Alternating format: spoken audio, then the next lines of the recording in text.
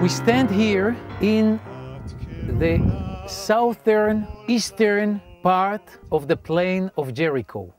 The people of Israel came to Jericho from the east. Moses conquered the mountains of Gilgal, which we see in the east. And then, after the war, the people of Israel went down through the valley which we can see. It's called, in Arabic, it's called Wadi Hisban, which reminds us of the biblical name Cheshbon. This is Nachal Cheshbon, Wadi Hisban.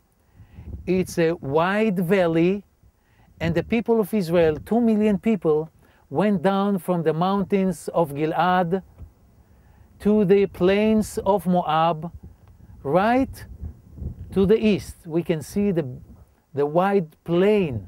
Here, in this plain, God renewed the covenant with the people of Israel. And this was the final covenant with the people of Israel. The covenant in Sinai was only the beginning.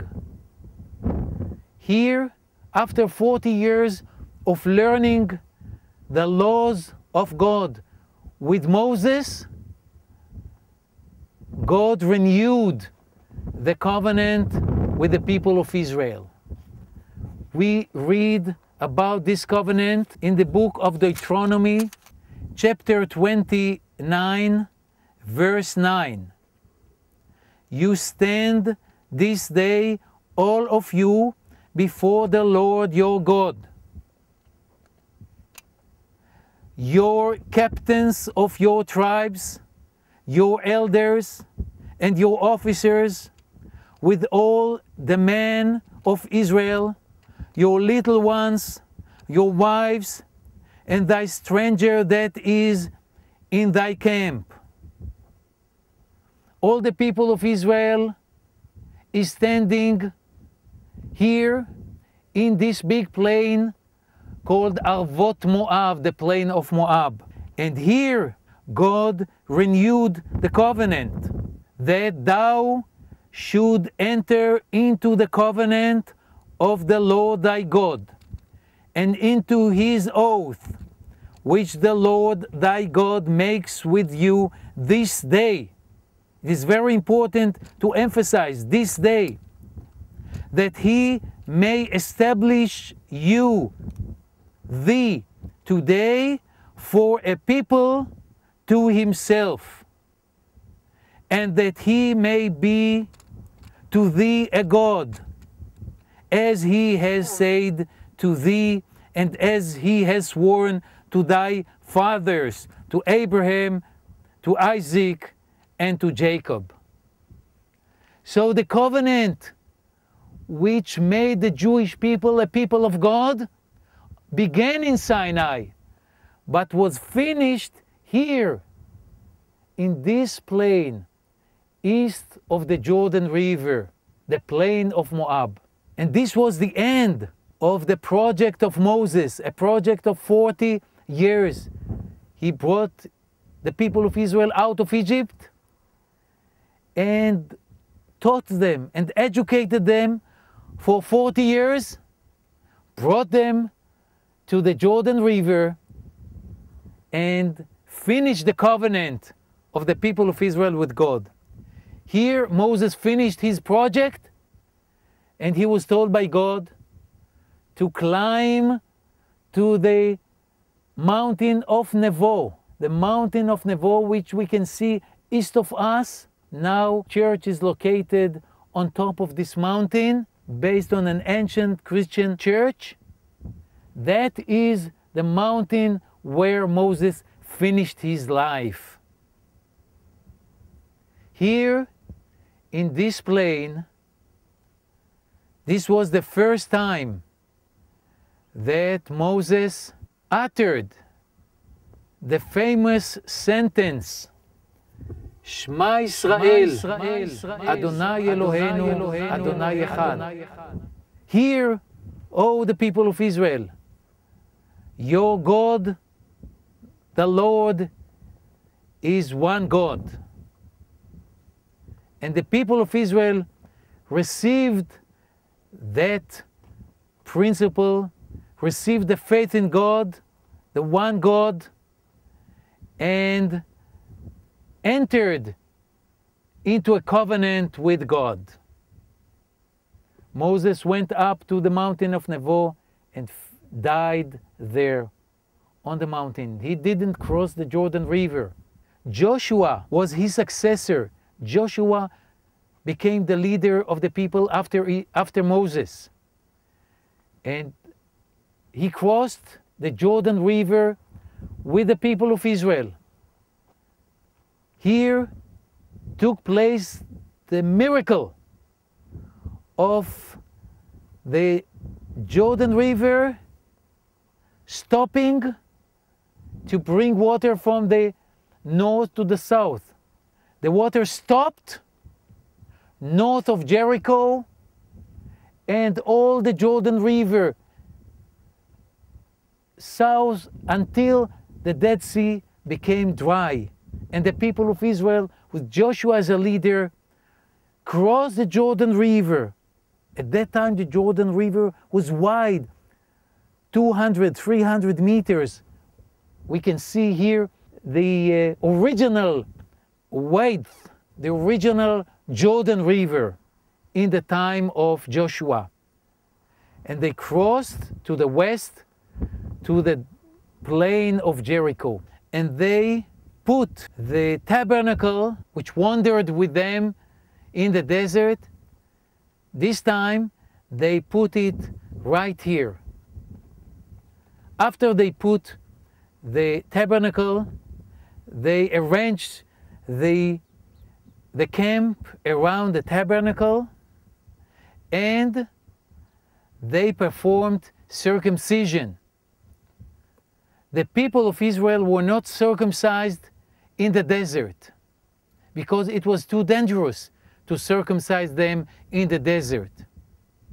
So when they crossed the Jordan River and came to this camp in the land of Israel, the first thing they did after arranging the camp and the tabernacle, the first thing they did was to arrange circumcision to hundreds of thousands of Jews, Bnei Israel, people of Israel, who were not circumcised in the desert. And by circumcising themselves, they were able to celebrate Passover, because according to the Bible, it is impossible, you are not allowed to celebrate the Passover without being circumcised. So after they were circumcised, they were able to celebrate the Passover, and this was the first Passover that they celebrated as a free nation. Here they started the journey of the Jewish people as a free nation, as the nation of God, as the people of God. The circumcision was the end of Exodus.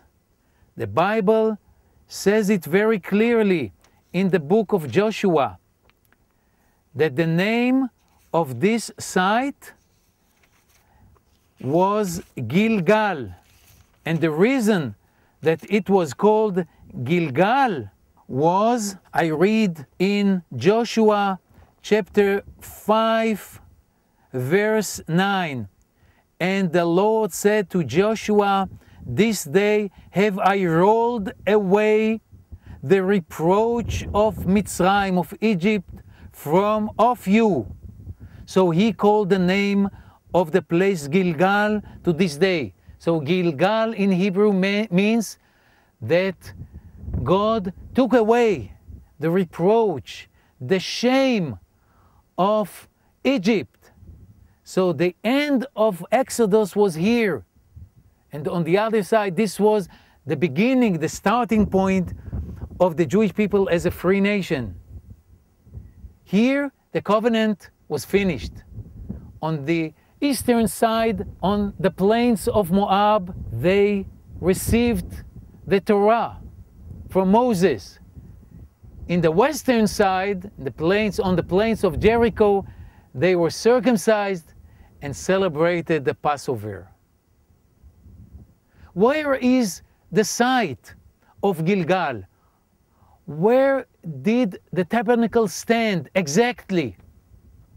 Here it is very interesting. We are standing in the eastern side of Jericho, exactly as it is said in the Bible that the tabernacle stood in the eastern part of Jericho. Where exactly?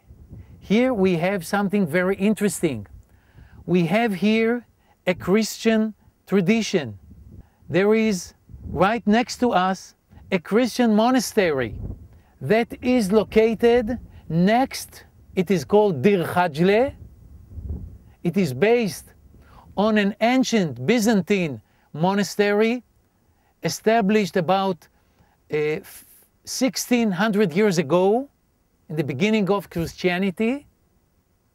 And this monastery stands very close to a big spring, Ein Chajle. The people of Israel needed water. So it makes sense that the Christian tradition is based on Jewish tradition that identified this site as a holy site, the place of the tabernacle, and it is in the eastern side, the southern edge of the plain of Jericho, next to the spring in Chajle, and very close to the Jordan River. The people of Israel needed a lot of water. So probably the tabernacle stood there, where the monastery stands now. And indeed, in the Madaba map, there is a picture of a church with 12 windows, the number of stones in the monument of Joshua. Where exactly did the ceremony of the circumcision take place? Here the Bible speaks about Givat Ha'aralot. Let us read in Joshua chapter 5, verse 2. And that time the Lord said to Joshua, prepare knives and circumcise again the children of Israel the second time. And Joshua made the knives and circumcised the children of Israel at the hill of Aralot. There was a special hill. Probably that hill was very close to the Jordan River, because the people who were circumcised, they needed a lot of water to wash themselves before the circumcision and right after the circumcision. And here, if we look to the east, we can see a hill just on the bank of the Jordan River. There are, you see, scattered stones on this hill. These are probably the stones from which Joshua made the knives. He made stone knives, flint knives. So probably he made the knives out of these stones, and the people who are circumcised here on this hill could just go down to the Jordan River and wash themselves, and later prepare themselves for the celebration of the Passover. And here we stand after almost 3,400 years, after the Jewish people started its way in history, and we are back here in Jericho. The Jewish people is still alive. The Jewish people is still full of faith in God. The Jewish people is still loyal and faithful to the teaching of Moses, of Joshua. And we stand here in this place. We can feel the spirit of Moses and the spirit of Joshua. And from this place, we can tell Moses and Joshua, your work, your life was not in vain. What you started 3,400 years ago is still alive.